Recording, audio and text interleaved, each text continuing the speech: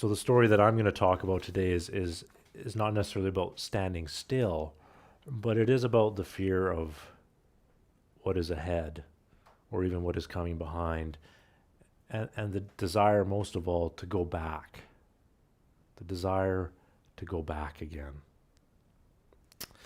So yesterday, myself and Hunter, Mila, and Daxton, my children, we decided to go on a hike. So we've been doing some hiking over the summer in different spots. We did the Cut Banks and Teapot Mountain. We went down and up Fort George Canyon in the rain, and we went up, I think it was Bowman Mountain over by Clinton, which was an amazing, beautiful one, where Daxton actually his shoe fell apart, and he hiked a good chunk of it up without a shoe, and then Hunter traded shoes, gave him Daxton one of his shoes, and then we tied a a t-shirt around Hunter's foot, and he came all the way down. Amazing. Um, those ones worked out. I mean, if you can call that working out. We struggled through them. Other ones, we were turned back. We tried to go to Erg Mountain, where Ptarmigan Creek is, out towards McBride, and the river was just so raging that we couldn't even find our way across, and there were so many mosquitoes. So sometimes it's worked out, and sometimes we have been turned back. Well, yesterday we saw an overcast day, and we thought this is a good idea to have another hike. So I decided on Sugar Bowl Trail. If any of you've been there, just an hour outside, just past Purdon Lake there, and I went online to see a bit about it. But really, anyone who's been hiking or gone on any adventures, as my children call them, you don't really know what it's going to be like until you're actually climbing it. And of course, that produces a lot of anxiety. It does in me, knowing I have 3 kids with me and knowing I'm not quite sure where this is going to end up, and them relying on me, right? So you try and prepare. You try and prepare yourself, don't you? You try and prepare for each hike, but it is different. And sometimes you carry a whole backpack of stuff and you use very little. Sometimes you carry it, you use lots. Sometimes you just need that one item. And so we usually pack water, toilet paper, like a filter in case we get to a stream that we need water. We have snacks, a knife, lighter, and bear spray. And it seems like a good combo. So we've got all our hiking gear, imagine it, and we jump into the car. And everyone's excited except Mila, because sometimes Mila is not really into the hiking thing. But we bring her along knowing that, you know what, you're a part of this. And we want you to come along with us. And we're going to try and help and support you through this. And so we do that. And over time, as she's done these hikes with us, she's built up a stamina, and she's changed, and she's done better than the last time, and it's taken a lot of work on her part, and I recognize that. So that's why we give her help. And so we get off and get there, and it's off to a good start. It's beautiful. I think it's cedar trees that are there. It's close to the ancient forests, right? This kind of same climate with this soft carpet of sparse vegetation on the floor. So it's really open, big trees. It's a fairly nice walk. There's all these cool little mushrooms, like yellows and reds and oranges and grays and greens, and some are little bowls, and other ones are, well, they're like the tops of apple pies, and the kids are commenting on every little one. This is an easy hike, they tell me. Famous last words, right? Well, soon the path takes sort of this markedly upward trend, and it's not just that; it's like that. And the thighs, they start to burn, don't they? You know that feeling. And so we stop and we crack off some branches and we make some poles. We use our knife, which we needed. Hunter has his little knife. And we use that for some support. And there's a bit of whining at this point, but that's expected, right? We all need to whine sometimes. We need to let out some of that. That's important. But it's less than I expected. So we move from that wide open space, which is great, and suddenly we're in sort of, instead of large trees, we're in smaller trees, and it's densely packed vegetation, and we're kind of making our way through this area. A little bit of a stream is coming down, and suddenly we start to hear things like, how much farther? How many more minutes? How many more hours? I think I'm getting a blister. My back is starting to hurt, Dad. okay, we need to slow down a little bit. Well, not slow down, but stop at the very least and take a break. And so we stop for a brief snack and we get some water in us. And just enough to catch our breath, though, not long enough to stop and rest and get too comfortable. Because if we get too comfortable, then what happens is we start to not be able to get back into what we were doing. We're warmed up now. I mean, we've pushed through what I say is almost the most difficult part. We are warmed up for the hike and we need to get moving. And so this is when we start to push it. And at various points in this, I'm kind of holding Mila's hand and helping her up, pulling her along, or Daxton's hand sometimes to help them along. And I do it for a while, but not too long, because they need the relief, but they also need to do it themselves, right? They need to find their way through this. And so I find other ways to encourage them, right? I move to the back of the pack. And Mila's in front of me, so I can kind of urge her on and give her sort of a gentle push every minute or two to say, come on, keep going, come on, keep going, come on, keep going.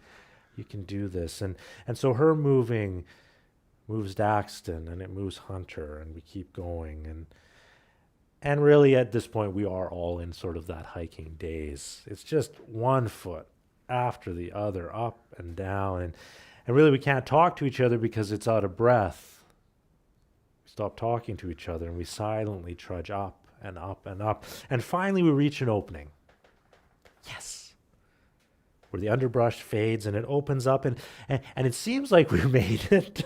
But then Hunter cries out, look at that!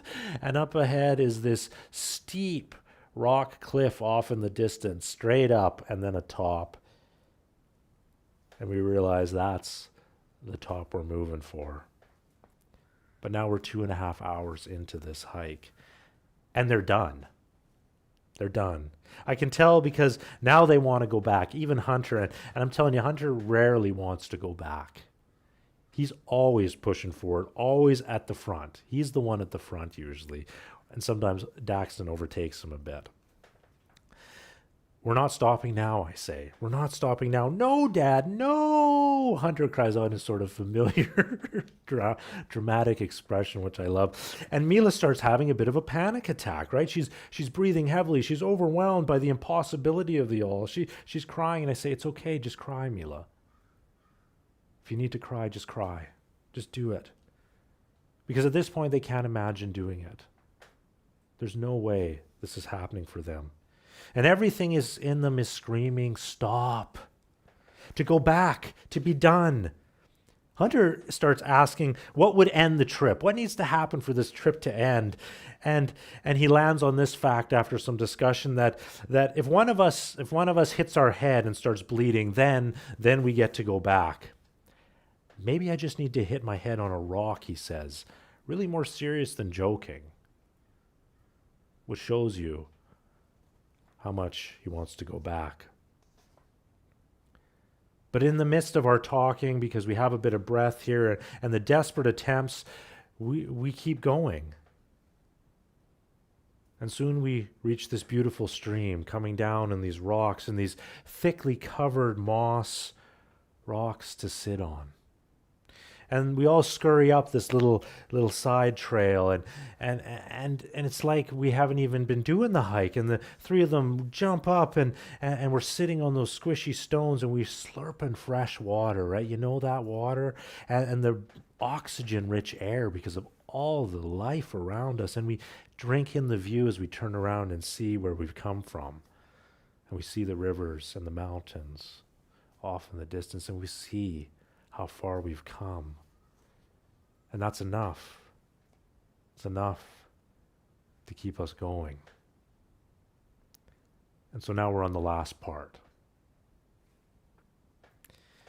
The thing about a tree-covered mountain as opposed to some other mountains where you kind of hit the alpine piece and the trees die away is that unless you know the hike, you never know when it's going to end until you get there. There's just no way. Your trees are always in front of you. And you just feel like you're endlessly walking, unable to see what's coming next. And you drift in and out of attentiveness, sometimes more aware of what's around you and sometimes less. Sometimes you're just feeling the pain of your little toe or your big toe, and other times you're seeing the beauty of it all, even just for a glimpse. And the words, "My blisters are bleeding, Daddy," jolt me kind of out of this peaceful, painful climb. "I can't do it anymore," another one cries out. "I just want to die," a third one says, threatening to bash his head on a rock so it can all end. We are coming to the limit of human capacity. And so again, I decide it's probably time to stop so everyone can take off their hiking boots and we take a look at the injuries, the damage, and some is worse than others, but it definitely shows the beating that they've taken, that they've gone through. Let's just be done, Dad. Yeah, Dad, no more. Let's just go home. There's pleading, right? They're pleading with me because they're exhausted, and I am exhausted too. Maybe it's time to turn back, I think to myself. Maybe that's just good enough. Maybe that's good enough. I get them to sit by me one after another, and I retie their boots, and I tighten them up real tight so that they're as good as they can be. And they each stand up, and they're wobbling in front of me. Their legs are so weak. I put it on the backpack, and I strap in. No. Let's just finish it, I say, to their utter disapproval, which they vocally express. And I mean, two of them are limping even as we start out. And then it happens. We start. 1, 2, 3, 4, 5 steps, 6, 7, 8, 9, 10, 11, 12, 13, 14, 15 steps, 16, 17, 18, 19, 20 steps. And I'm at the front. And my head crests over this space, and I see a bench. And I look back, and I see the stunning view. A bench made for the weary hikers to sit on and enjoy the view at the top, I think to myself, and I am not wrong. "We made it!" I cry out. "We made it!" And the three of them rush up to the bench, as if their blisters are no longer hurting anymore. "Thank you so much for taking us on this hike, Daddy," they start to say, to my utter surprise. As we all sit there, looking at where we've come from, snuggling on that bench together. Boy, that's a quick recovery time, I smile to myself. "You're so welcome," I tell them as I take a deep breath in. And I let out a sigh of relief too. "Thank you, Lord. Thank you," I think to myself as I just sort of slump over and lean on one of the kids, because after all, I wasn't sure we were going to make it either. But we did. We made it. Amen.